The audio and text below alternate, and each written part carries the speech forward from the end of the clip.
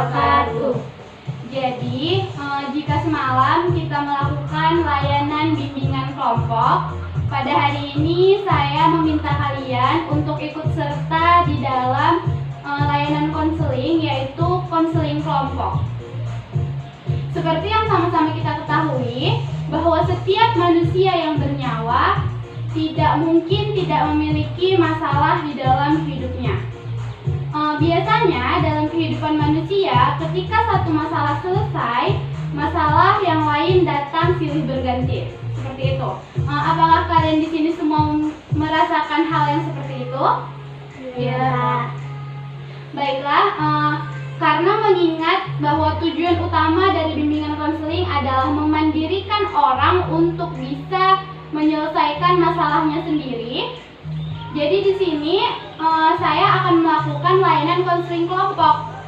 Jadi pengertian dari layanan konseling kelompok sendiri adalah memanfaatkan suasana kelompok untuk memandirikan seseorang dalam mengatasi dan mengentaskan masalahnya, sehingga orang tersebut dapat secara mandiri mencapai kehidupan efektif sehari-hari. Jadi dalam konseling itu, ketika seseorang mampu untuk menjalani kehidupannya secara baik, sesuai dengan apa yang dia mau untuk bisa mencapai tujuan hidupnya, namanya disebut dengan kehidupan efektif sehari-hari. Seperti itu. Nah, jadi tujuan dari bimbingan konseling layanan konseling kelompok ini sendiri adalah seperti yang saya sebutkan tadi, supaya anggota-anggotanya, yaitu kalian-kalian semua, bisa mengentaskan masalahnya. Manfaatnya yaitu hampir sama seperti bimbingan kelompok yang kemarin. Dengan adanya bimbingan konseling layanan konseling kelompok ini, kalian diharapkan untuk bisa berkomunikasi di depan orang secara baik dan juga bisa mengemukakan rasa empati sesama teman secara sosial. Dan yang terakhir, kalian diharapkan mampu untuk menemukan ataupun memutuskan suatu keputusan secara pribadi yang dianggap bisa mencapai keefektifan di dalam hidup. Seperti itu. Nah, jadi yang selanjutnya ingin saya beritahu adalah bahwa di dalam konseling ini ada yang dinamakan dengan asas-asas. Jadi kalau untuk melakukan suatu kegiatan konseling, saya sebagai konselor dan kalian sebagai anggota kelompok dalam kegiatan ini harus mengetahui dasar-dasar dari konseling itu, yaitu adalah asas-asas disebutnya di dalam konseling. Jadi asas-asas dalam konseling ini ada 4 yang utama, yaitu kerahasiaan, kesukarelaan, kekinian, dan juga kenormatifan. Ada satu lagi, dan juga kegiatan. Dan jadi untuk pengertian dari asas kerahasiaan ini sendiri adalah, nanti kan yang ingin kita bahas di dalam suasana kelompok ini sendiri adalah masalah-masalah yang sedang kalian hadapi. Jadi diharapkan kalian semua bisa dapat menjaga rahasia tersebut. Setiap masalah seseorang bisa saja aib bagi dirinya, kan seperti itu. Jadi kalian tidak boleh untuk membeberkan masalah-masalah teman-teman kalian ke orang-orang di luar kelompok kita. Jadi kita harus bisa menjaga kerahasiaannya. Seperti itu, paham? Paham. Yang kedua tadi saya sebutkan adalah kesukarelaan. Jadi di sini kalian diharapkan untuk bisa sukarela dalam menceritakan masalah kalian, tidak ada paksaan dari pihak tertentu, dan kalian juga ikhlas mengikuti kegiatan ini. Jadi yang ingin saya tanyakan, apakah kalian ikhlas dalam mengikuti kegiatan konseling? Ikhlas. Nah, yang selanjutnya adalah asas kekinian. Jadi di sini masalah yang ingin kita bahas bukan masalah yang sedang terjadi di masa lalu dan juga masalah yang belum terjadi di masa depan. Masalah yang ingin kita bahas adalah masalah yang benar-benar yang sekarang kalian hadapi. Seperti itu. Masalah yang benar-benar mengganggu keefektifan hidup kalian. Dan yang selanjutnya adalah asas kegiatan. Jadi di asas kegiatan ini, semua anggota dalam kelompok ini, kelompok yang sedang kita bentuk sekarang ini, harus sama-sama aktif dalam kegiatan konseling. Jangan ada yang cuma diem aja ataupun tidak mau mengemukakan masalahnya, hanya duduk diam saja di dalam suasana kelompok ini. Jadi semuanya kita harapkan nanti untuk aktif, bisa? Nah, yang selanjutnya adalah asas kenormatifan. hidup itu memerlukan norma, memerlukan aturan supaya semuanya berjalan dengan baik, seperti itu. Jadi nanti kalian diharapkan untuk tidak melanggar hak-hak orang lain, tidak menyakiti perasaan teman kalian dengan kata-kata kalian, dan juga kalian diharapkan untuk menghargai apapun yang diucapkan oleh teman kalian. Jadi sama-sama menjaga perasaan masing-masing. Seperti itu kira-kira inti dari kenormatifan ini. Jadi sampai di sini, apakah kalian paham mengenai kegiatan konseling kelompok? Paham. Baiklah, nanti kita akan lanjut ke sesi selanjutnya. Oke. Baiklah, tadi kan kakak sudah menjelaskan mengenai konseling kelompok kepada kalian semua, baik dari segi pengertian, tujuan, manfaat, dan juga asas-asasnya. Dan kalian juga tadi bilang bahwa kalian sudah paham. Jadi dari pengertian dan juga penjelasan lain mengenai konseling kelompok, kakak ingin bertanya dulu, apakah kalian siap untuk mengikuti kegiatan konseling kelompok? Siap. Nah, baiklah, di sini sebelum kakak yang bertanya mengenai permasalahan kalian nantinya, kakak akan menjelaskan dulu, memberi contoh satu masalah supaya kalian semua lebih paham. Contoh masalahnya adalah masalah kakak sendiri, yaitu kakak adalah orang yang termasuk lumayan panikan tentang sesuatu. Kakak gampang panik tentang apapun itu. Kakak juga orang yang gampang khawatir tentang sesuatu yang belum terjadi, bahkan sangat-sangat khawatir. Jadi kakak ini sebagai contoh, misalnya ketika besok adalah pengumuman nilai akan keluar saat kuliah sekarang, kakak dari malamnya sudah bisa hampir tidak tidur memikirkan berapa IP yang akan kakak dapatkan pada semester ini. Untuk masalah paniknya, kakak juga termasuk orang yang kalau ada ujian dan deadline-nya itu masih 1 jam lagi, setengah jam sebelum itu kakak sudah panik duluan.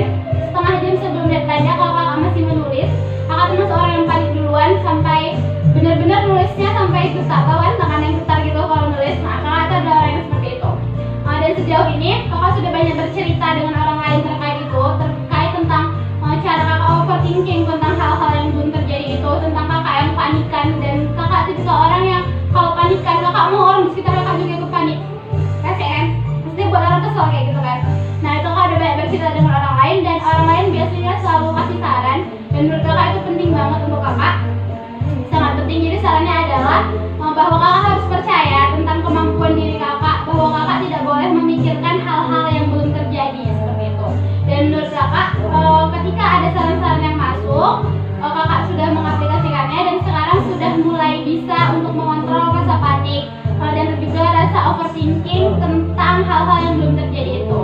Jadi kira-kira nanti seperti itu masalah yang kalian kemukakan, apapun masalahnya, boleh tentang pelajaran, percintaan, keluarga, ataupun hal-hal yang secara sosial yang menurut kalian mengganggu keefektifan hidup kalian. Kira-kira seperti itu nanti akan kita bahas. Dan nanti dalam konseling kelompok ini kita dituntut untuk berempati. Jadi ketika Cindy mengalami masalah, Della ikut berempati, Della ikut mengemukakan pendapatnya mengenai masalah yang sedang Cindy hadapi. Kira-kira seperti itu. Jadi sampai di sini paham kan apa kegiatan yang akan kita lakukan nanti? Paham kan? Baiklah, kalau begitu nanti kakak akan minta kalian untuk menuliskan permasalahan kalian. Nah, jadi supaya kita lebih rileks untuk melakukan kegiatan konseling kelompok nantinya, di sini kakak akan memimpin kalian untuk bermain sebuah permainan. Nah, permainnya adalah dot kelipatan 3. Mungkin permainan ini udah sama-sama nggak asing lagi kita dengar. Konsep permainannya adalah masing-masing orang nantinya akan berhitung, kita akan berhitung, kakak juga ikut sebagai pemimpin kelompoknya. Dan setiap 3 dan kelipatan 3 itu kita ganti dengan ucapan dot kayak gitu. Jadi misalnya 1, 2 dot, 3, 4, 5 dot kayak gitu. Nanti setiap orang yang salah dia keluar dari lingkaran kita kayak gitu. Paham? Ada paham? Yang salah akan keluar dari lingkaran kita. Udah, kita mulai. Mau mulai udah siap? Mulai dari Adi dulu atau dari Adi? Aja. Bismillah. Oh, salah ya.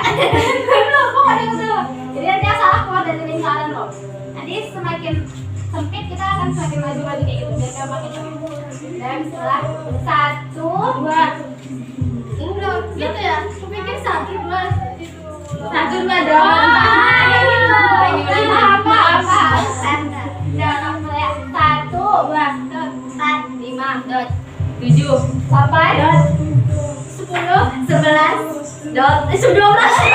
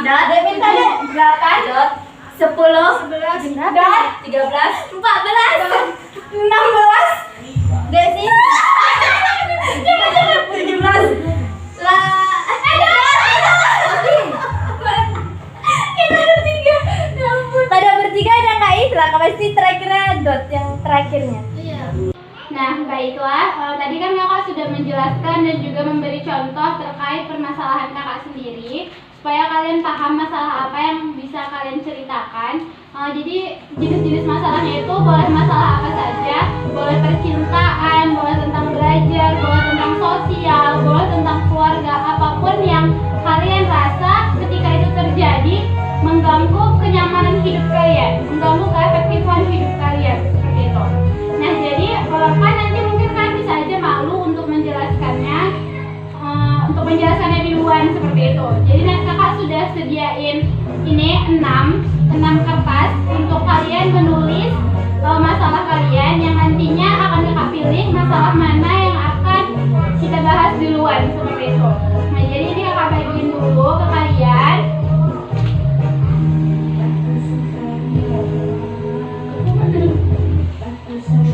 Udah, masing-masing udah pegang kertasnya kan? Jadi nanti di situ kakak minta kalian untuk menuliskan masalah kalian dan juga namanya. Untuk nanti kita akan bahas secara bersama-sama dengan rasa empati yang pada akhirnya nantinya akan kita temukan jalan keluar ataupun alternatif penyelesaian masalah yang ada tersebut. Bisa? Bisa. Nih, tulis masing-masing masalah kalian dan juga nama, jangan lupa ya. Nggak usah nama dan juga permasalahannya. Yang udah selesai nulis nanti boleh ya pulpennya dikasihin ke teman. Setelah selesai ditulis silakan digulung ya dek, silakan digulung kayak nomor arisan itu.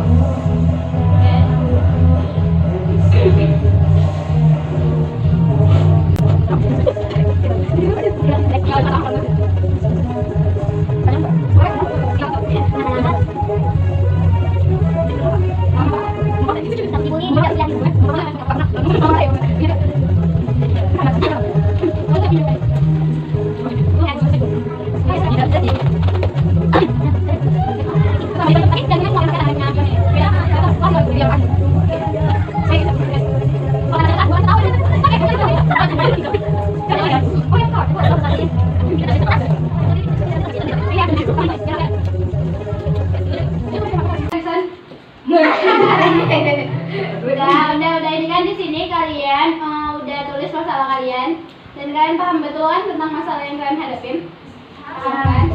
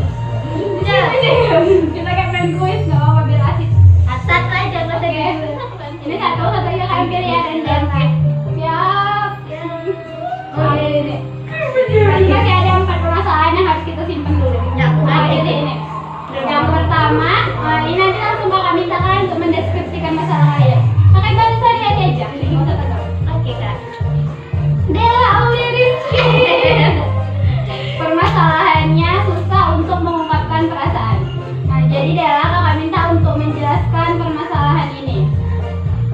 Udah kuat aja ngomongnya. Setelah dia dulu. Siapkan perasaan tentang cinta kan? Siapkan tentang apa ya? Perasaan tentang semua perasaan sih, nggak soal cinta aja. Misalnya kayak pada kasus yang kayak gimana? Contohnya. Kayak misalnya kan ini susah untuk mengungkapkan perasaan. Misalnya saat Dela yang gimana gitu. Misalnya ada masalah ini kak, Dela susah untuk mengungkapinnya kayak gitu. Coba Dela jelasin lagi. Seguran gitu Nah, orang. iya, gitu ya. Udah sehat hati. Sedikit sih. Maksudnya gimana? Orangnya gimana ya? Suka memendam gitu ya. Suka Suka memendam. apa yang mau apa susah untuk dibilang, yang mau diucapkan ini Susah untuk bilang. Kalau terus misalnya ada masalah sama orang, rasanya nggak enak di hati tapi susah untuk ngungkapin. Oh kayak gitu kira-kira. Ada lagi contoh lain misalnya pas Dela ada nggak pengalaman mengenai susah untuk mengungkapkan perasaan ini? Misalnya pernah berantem nih sama teman kayak gitu. Pernah ada. Sebagai Bayar utang. Misalnya iya kayak misalnya teman ada utang ya susah bilang kayak gitu pernah nggak? Enggak lah, bilang aja. Kita punya utang.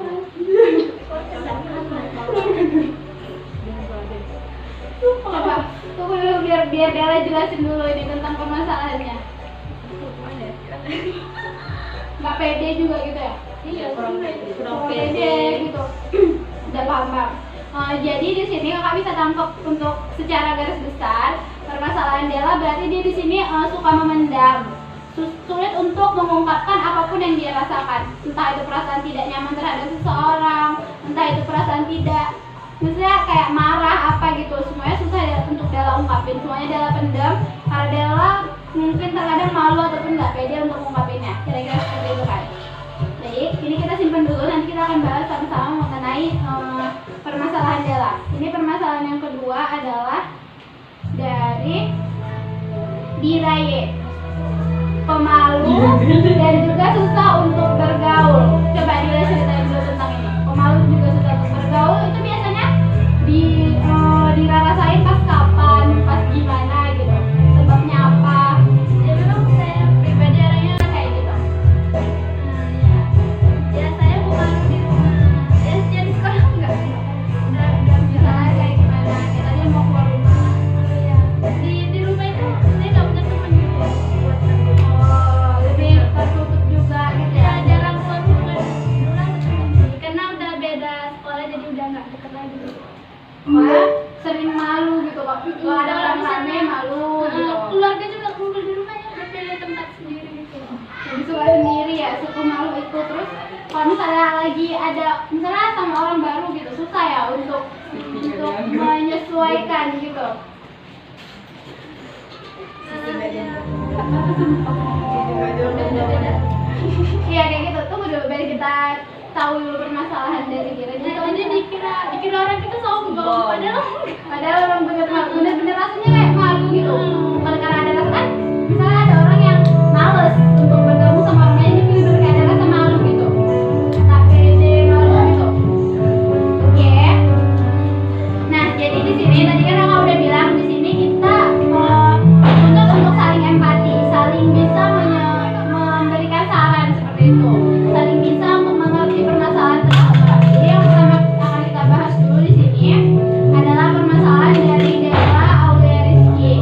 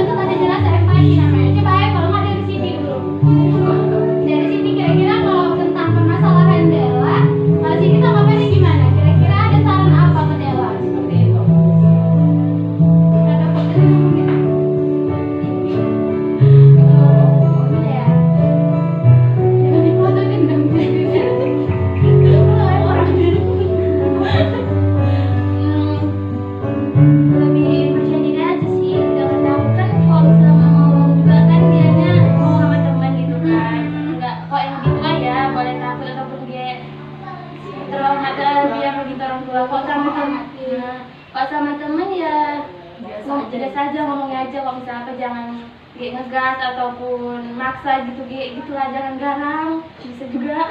Pokoknya intinya coba sama-sama jaga tata krama gitu supaya bisa lebih luas lagi, karena kalau kita sama-sama pendam, sama-sama nggak diungkap itu rasanya nggak enak banget kan, pasti mengganggu sekali kayak gitu.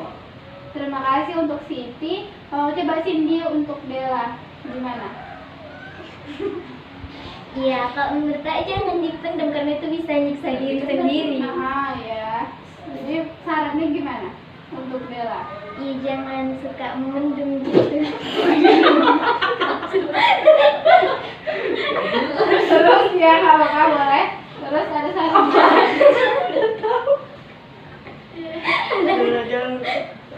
Ayo coba. Jangan segenan gitu jadi orang. Yaudah.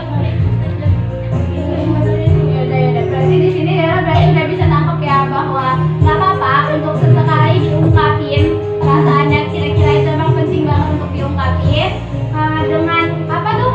Dengan kalimat-kalimat yang memang udah Della rancang sebelumnya. Kalau misalnya emang takut nggak pede kayak gitu, coba untuk pikirin lagi dan susun kata-kata yang tepat untuk bisa mengungkapkan perasaannya. Dan coba juga untuk lebih banyak berbincang-bincang dengan orang lain. Salah satu saran supaya kita bisa lebih luas dalam menyampaikan perasaannya adalah coba untuk berbincang-bincang dengan orang lain, supaya kita tuh lebih paham tentang sebenarnya siapa sih diri kita ini. Karena ketika kita banyak berbicara dengan orang lain, kita lebih bisa paham tentang diri kita sendiri sebenarnya. Percaya atau enggak, kayak kita ini berbincang-bincang, semakin lama kan akan semakin paham dengan, oh ternyata saya seperti ini ya ketika saya berada dalam kelompok. Itu biasanya bisa kita rasain secara langsung ataupun tidak langsung, seperti itu. Selanjutnya kita bahas tentang masalah dira.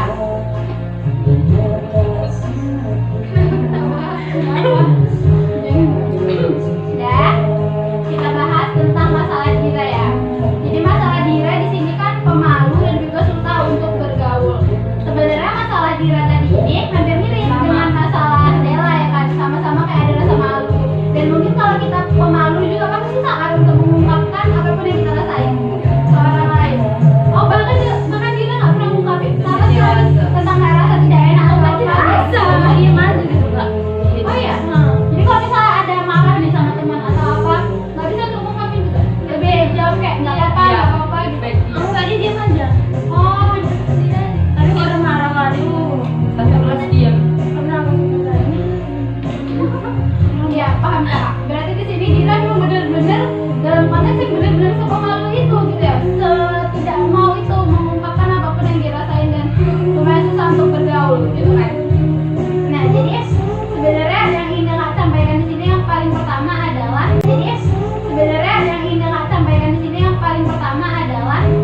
kenapa sih Dira malu gitu?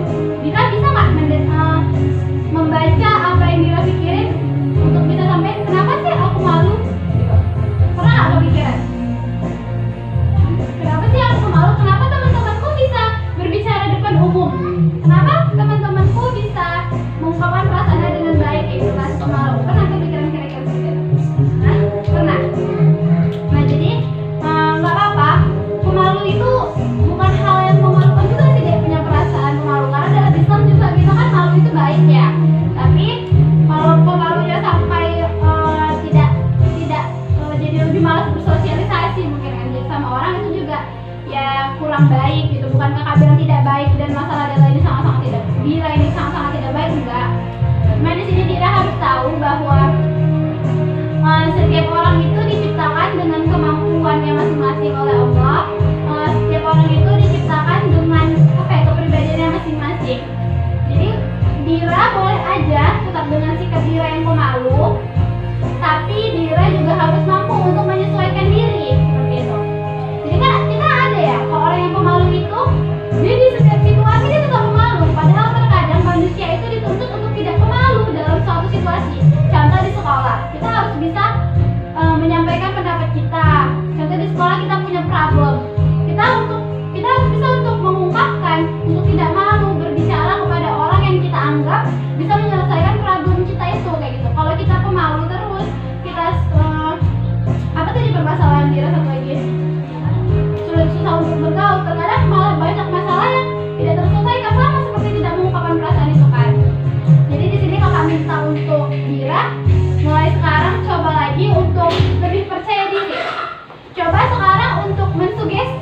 mensugesti, mempengaruhi diri kita sendiri oleh diri kita sendiri. Coba deh mempengaruhi diri kita sendiri bahwa hari ini adalah hari yang baik. Kira-kira setiap kita bangun tidur, kita harus percaya bahwa hari ini adalah hari yang baik, bahwa hari ini aku adalah orang yang paling baik secara suasana hati kayak gitu, supaya kita bisa lebih luas gitu menjalani hari-hari ini. Jadi Dira juga harus mensugesti diri Dira sendiri bahwa Dira adalah orang yang mampu untuk bisa lebih dari orang lain kayak gitu. Jadi Dira nggak ada rasa pemalu. Dira juga harus bisa percaya ke orang lain, kayak biasanya orang pemalu tuh kurang percaya kan deh sama orang lain. Untuk cerita ke orang lain juga kurang percaya kan. Itu biasanya kayak gitu. Ya kan, bener kan? Pasti Dira termasuk orang yang kurang percaya untuk menceritakan permasalahan Dira ke orang lain, sekalipun itu sudah dekat. Biasanya kayak gitu orang-orang pemalu tuh, ya kan? Jadi disitu namanya kita makhluk sosial deh. Kita pasti membutuhkan orang lain untuk kelangsungan hidup kita. Jadi apa yang kita ada mensugesti diri kita sendiri. Ketika kita orang yang pemalu, kita tidak percaya dengan orang lain, kita kurang bisa menerima apa yang orang lain bilang. Terkadang seperti itu. Nah, jadi kita harus mensugesti bahwa oh, aku ini membutuhkan orang lain. Aku ini bisa, aku ini harus lebih percaya diri gitu. Kita harus bisa meyakinkan diri kita sendiri untuk kelangsungan hidup kayak gitu. Maksud kakak untuk lebih bisa sih percaya diri, untuk lebih bisa bergaul dengan orang lain seperti itu. Jadi kira-kira sampai di sini Dira paham nggak apa ya saran yang kakak kasih? Kira-kira apa? Kakak bilang tadi. Jangan takut untuk kalau ada masalah jangan untuk cerita, siapa tahu kalau awak cerita bisa lebih lega. Iya, karena kan kita ini makhluk sosial ya. Kita tuh butuh orang lain. Kita pertama kita harus percaya diri dan juga percaya sama orang lain. Itu sih deh supaya kita lebih bisa mudah untuk bergaul. Kakak pernah ada di posisi misalnya sulit untuk bergaul, kenapa? Karena kakak merasa bahwa orang lain itu tidak sebaik dengan orang yang pernah aku kenal dulu. Pernah ngerasain itu Kak? Jadi kita susah bergaul kan? Nah itu, yang pertama ada mensugesti diri kita sendiri bahwa kita akan baik-baik saja di kondisi umum. Dan walaupun banyak orang jahat, pasti banyak orang baik juga di dunia ini. Seperti itu. Nah, jadi di sini kan kakak juga butuh ya pendapat kalian mengenai permasalahan Dira. Jadi kalau dari Wana sendiri, kira-kira untuk permasalahan Dira apa yang bisa Wana kasih solusi ataupun tanggapannya? Lebih terbuka aja itu. Bagus. Lebih terbuka aja sama orang, coba. Iya. Bukan kalau harus mulai itu kan bukan harus lebih, coba aja dulu selangkah untuk lebih terbuka sama orang lain. Berarti kan kita kan belakangan ini kan kayak dia udah mulai terbuka gitu kan, pengen bicara-bicara gitu. Dia udah mulai joget-joget. Ya kayak gitu pokoknya. Coba aja gitu lihat di tetangga mana kan ada teman ada teman gitu, saling sapa mungkin Oh gitu. ya, bisa juga tuh dimulai dari saling sapa dulu dengan tetangga yang mungkin seumuran ya kan, ya kayak gitu juga. Keluar rumah sering, lebih Sering sering. keluar rumah. Assalamualaikum. Bebas kan, keluar rumah panas. Lebih apa? Oh ya, maksudnya jangan harus lebih sering keluar rumah, cuma maksudnya kayak Akrab aja gitu, ramah. mencoba untuk lebih bersosialisasi kali ya kayak gitu. Tapi nggak apa deh, Dira jangan marah ketika kami kasih pendapat karena masalah Dira ini bukan masalah yang tidak baik ya deh. Nggak apa-apa, ini normal. Semua orang pasti dalam suatu lingkungan pasti ada aja yang mau malu seperti itu. Nah kalau dari siapa lagi ya yang mau kami kasih pendapat dari? Coba dari Ade tentang permasalahan Dira.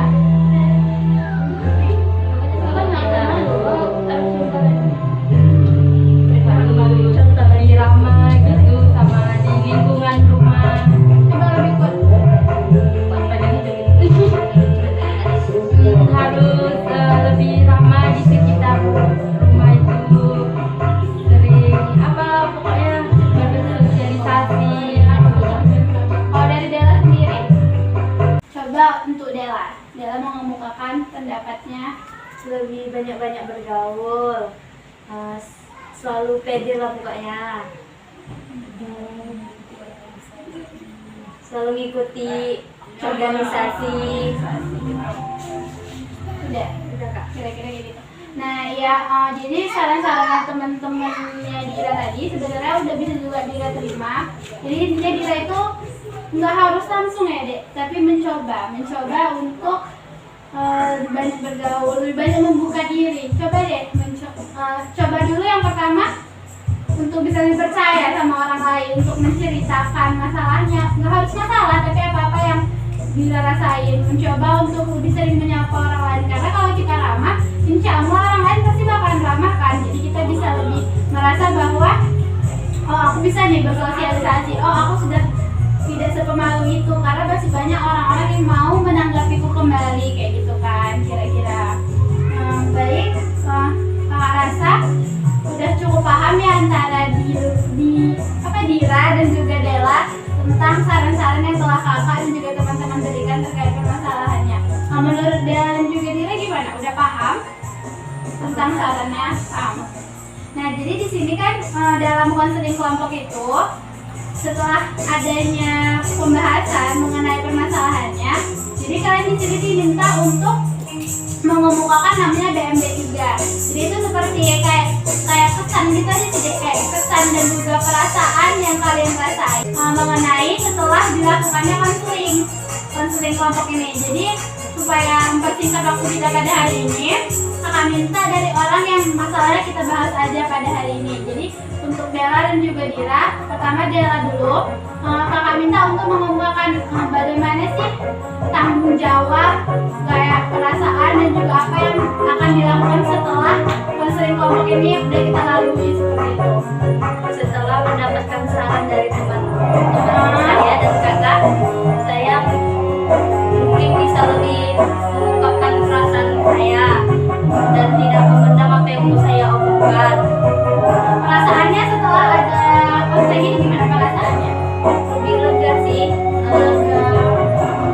kayaknya untuk kemudiannya harus bisa lebih terbuka. Alhamdulillah. Untuk Dira gimana perasaannya? Kira-kira setelah dari sini apa yang bisa Dira lakukan seperti itu? Dari konseling ini merasa terbantu ya. Mencoba nanti Agak lebih membesarnya lagi bersosialisasi. Baiklah, alhamdulillah. Berarti di sini kegiatan konselingnya sudah bisa kita lakukan dengan baik ya, dengan sesuai dengan prosedur yang ada, sesuai dengan asas yang ada juga. Kalian semua sudah aktif, masalah yang dibahas juga masalah yang sedang terjadi sekarang. Terima kasih kakak ucapkan karena kalian sudah aktif. Terima kasih juga kepada kalian yang ucapkan karena kalian sudah mau terbuka dalam mengungkapkan masalah kalian. Jadi di sini sebelum kakak akhiri, kakak mau menyimpulkan apa saja yang sudah kita bahas pada hari ini, sama seperti bimbingan kelompok kemarin. Jadi hari ini yang sudah kita bahas adalah mengenai bagaimana mengungkapkan perasaan dan juga bagaimana untuk menjadi orang yang tidak pemalu. Jadi satu hal yang harus kalian ingat di sini adalah kita ini makhluk sosial. Maka dari itu kita pasti membutuhkan orang lain dalam setiap hal dalam hidup kita. Jadi cobalah untuk membuka diri, cobalah untuk bersosialisasi supaya bisa membantu keefektifan hidup kita. Dan untuk mengungkapkan perasaan, jika kita memendam terus memendam, mungkin nanti akan mengganggu keefektifan kita. Maka dari itu cobalah untuk pelan-pelan mengungkapkan apa yang kita rasain. Jangan lupa untuk menata apa yang akan kita ungkapkan demi menjaga hubungan yang baik dengan orang yang akan kita sampaikan tentang apa yang kita rasakan tersebut, kira-kira seperti itu.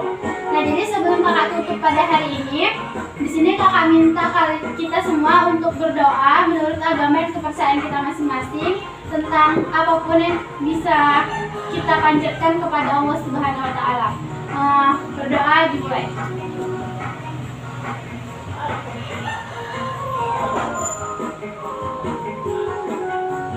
Berdoa selesai. Baiklah, di sini kakak ucapkan lagi terima kasih atas kehadiran kalian semua di sini. Terima kasih untuk partisipasi dan keaktifan kalian di sini. Terima kasih untuk waktu dan juga tenaga yang telah kalian berikan untuk bisa mengungkapi kegiatan konseling dengan kakak sebagai pemimpinnya. Dan jadi bagaimana? Apakah kalian senang bisa mengikuti kegiatan konseling pada hari ini? Baiklah, alhamdulillah kalau begitu. Kakak pun sama senangnya dengan kalian. Kakak pun senang bisa bertemu dengan siswa-siswa seperti kalian untuk bisa banyak berdiskusi dan juga bercerita mengenai masalah dan juga hal-hal lain untuk bisa tertawa pada hari ini. Baiklah, karena itu akhir kalam kakak ucapkan terima kasih lagi. Assalamualaikum warahmatullahi wabarakatuh. Waalaikumsalam warahmatullahi wabarakatuh. Terima kasih dan sampai jumpa di pertemuan selanjutnya untuk membahas permasalahan-permasalahan yang belum sempat kita bahas pada hari ini.